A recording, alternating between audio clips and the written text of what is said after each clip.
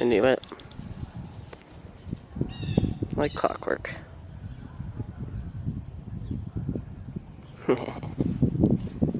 Oh, that was nice. You're turning into a little lady.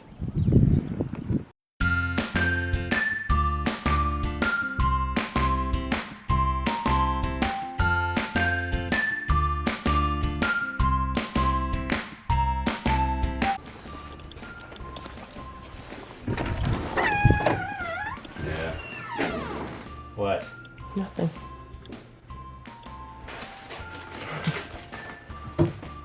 Productivity at its finest.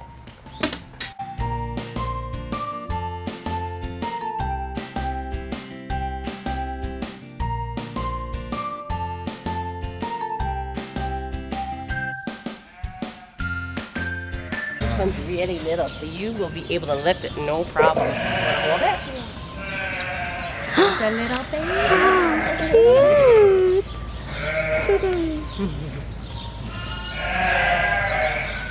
Cute, eh? You could almost put it in your purse. No, you can't. Sandy's silly. You could put it in Mom's purse. She's got a big purse. I've seen her purse.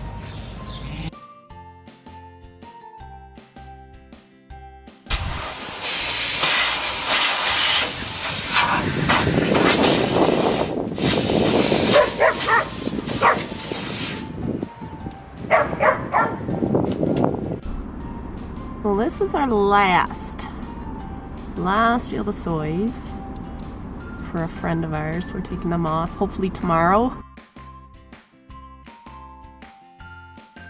We grew a lot of early day soybeans this year, and we're so, looking back now, we're glad we did because we also got a lot of wheat in the ground.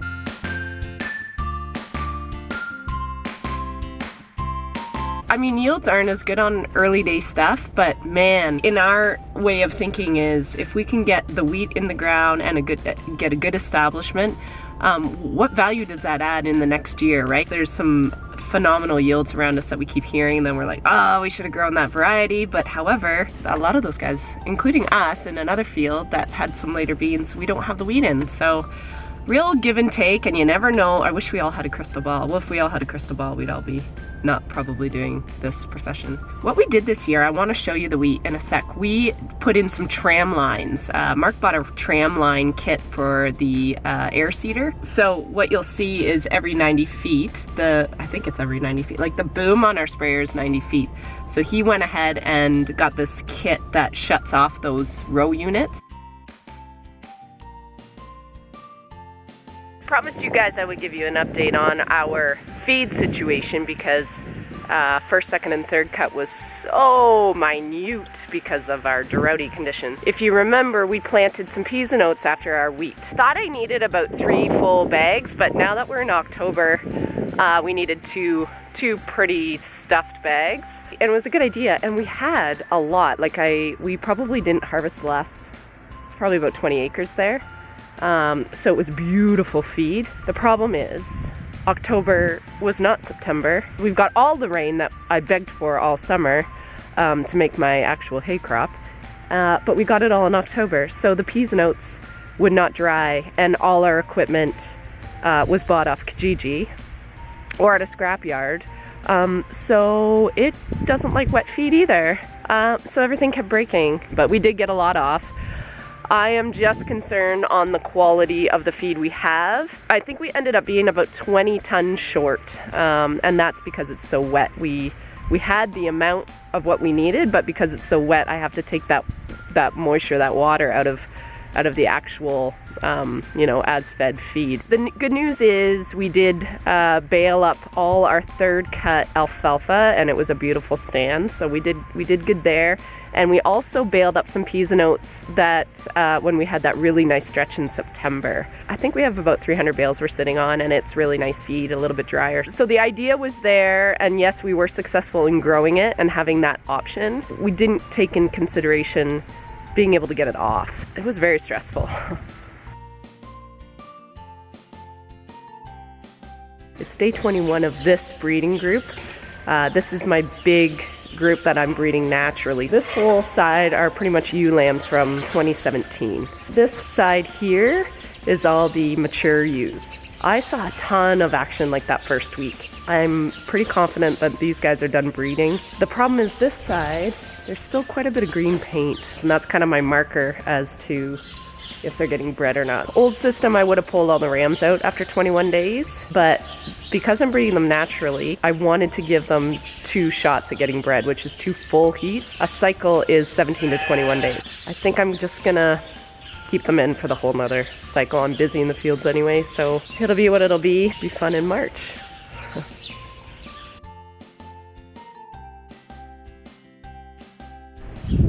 A little update on the cow situation. We have 10 cows. 3 of them scanned open when did we ultrasound them? I think beginning of September. So I have 3 going to a friend of mine, Christine, in I don't know when. So we bred them again 2 Fridays ago, I think it was. So we'll see if they're in calf. The thing with the cows, as much as I absolutely love looking at them, I pulled Mark aside when we were really, really busy and having to breed these cows again. I said, listen, they need more attention than they're getting, I think, when it comes to breeding and all that stuff. We're gonna go down to 4, long story short, because I'm long-winded. Yeah, so that's the update on the cows.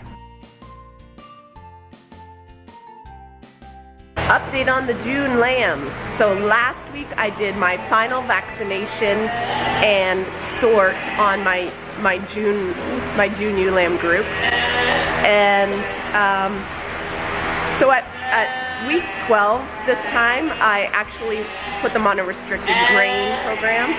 I wasn't crazy excited about their gains between week 12 and week 16, so I heavily sorted again at 16 weeks, and I took the ones that I was pretty comfortable that even with not a crazy grain regime, they gained quite well. And then some actually dropped off that I was originally going to keep. So they've now become market lambs. I've ended up with 59 replacements. I need about 30 to top up mine for the year. And I have a girl who I trust will continue my program, my vaccination program. I don't want to get in the ewe lamb selling business because I take things really personally. I take things to heart. So if people come back and say your lambs are garbage, I would be gutted by that, and I know that's my weakness. So I will definitely go into business with people I love and I trust, and she is one of those people, and she's keen on starting in the sheep industry. So I think some of these ladies are going to her farm. And the market lambs, I shipped my first batch last week. I should have started shipping them about a week before that, but we were combining, so I couldn't. And I ship at 105 to 105 minimum, 115 or 20 max. Little update on the corn situation. We took all that off for corn silage, around 10 acres. I think it was 10 acres. As for the corn, we took a little strip off here just to be able to test it for VOM, just the toxins that Ontario's been dealing with this year in the corn. I wanted to make sure my corn silage was going to be okay, so Mark took a strip off the other night after he finished Brett's corn, and it tested really low, thank God, but we've got other varieties. We have to nose into all of them and take samples right out of the combines.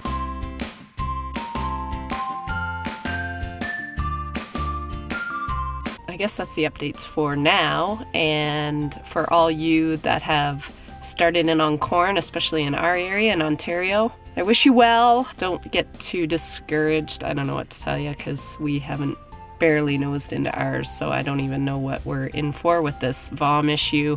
Yeah, let's just get through this season. Be safe, everyone, and have a great corn harvest. See ya.